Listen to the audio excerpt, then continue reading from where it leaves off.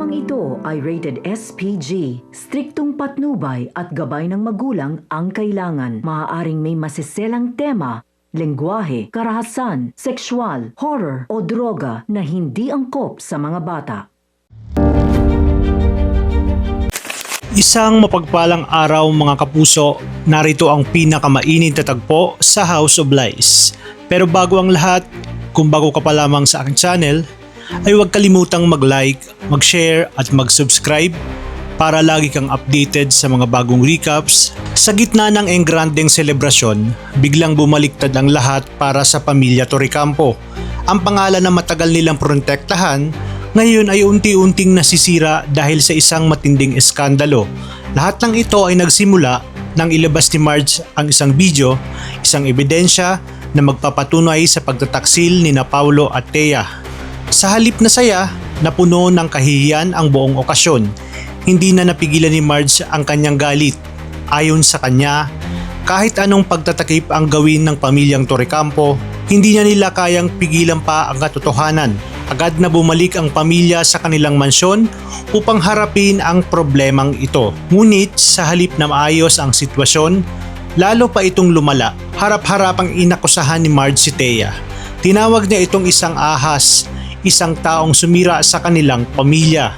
Pero sa kabila nito, hindi umatras itong si Thea. Matapang niyang sinabi na wala siyang balak umalis dahil asawa siya ng isang Torrecampo.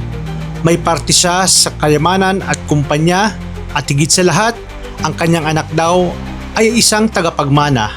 Dahil dito, lalong nagliyab ang galit nitong si Marge. Samantala, habang sinusubukan ni Regina at Greg na kontrolin ang sitwasyon, may isa pang sumabog na emosyon. Ito nga ay walang iba kundi si Edward, punong-puno ng sakit at galit. Sinabi niyang lahat ng mahalaga sa kanya ay inagaw ng kanyang kapatid na si Paulo, mula kay Marge hanggang sa kanyang sariling asawa. Ngunit sa halip na kampihan siya, ay pinagsabihan pa siya ni Greg na tumigil na mas lalong ikinasama ng loob nitong si Edward. At sa gitna ng kanilang pagtatalo, nasaktan pa siya ng kanyang sariling ama. Dito na pumagitna si Regina. Nagbabala siya kay Greg na kapag nasaktan pa si Edward, handa siyang iwan ito at dalhin ang kanyang anak na si Edward. Sa kabila nito, sinubukan ni Paulo na kausapin si Marge. Ngunit tila sarado na ang puso nito. Para kay Marge, hindi lang pagtataksil ang nangyari, kundi isang malaking pagwasak ng kanyang tiwala. Kahit anong pangako ni Paulo na magbabago siya, ay hindi na nga ito sapat. At dahil hindi niya na kayang makisama sa iisang bubong kasama sina Paulo at Thea, gumawa ng desisyon itong si Marge. Kung hindi pa aalasin si Thea, siya mismo ang aalis. Dadalhin niya ang kanyang anak at iiwan ang lahat sa mansyon. Nagmakaawa si Paulo, ngunit huli na ang lahat.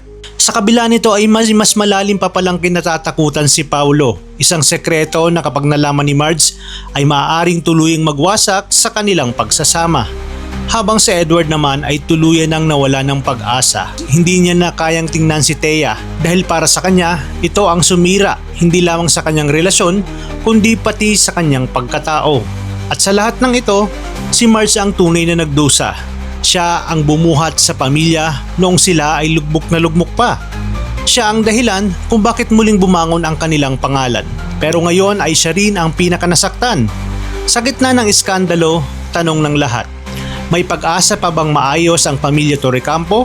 O ito na ang simula ng tuluyan nilang pagkawasak? Talagang kapanapanabik ang mga tagpo dito lang sa House of Lies. Kaya tuloy-tuloy lang ang pagsubaybay. Maraming salamat sa inyong panonood at pagpalain tayong lahat, mga kapuso.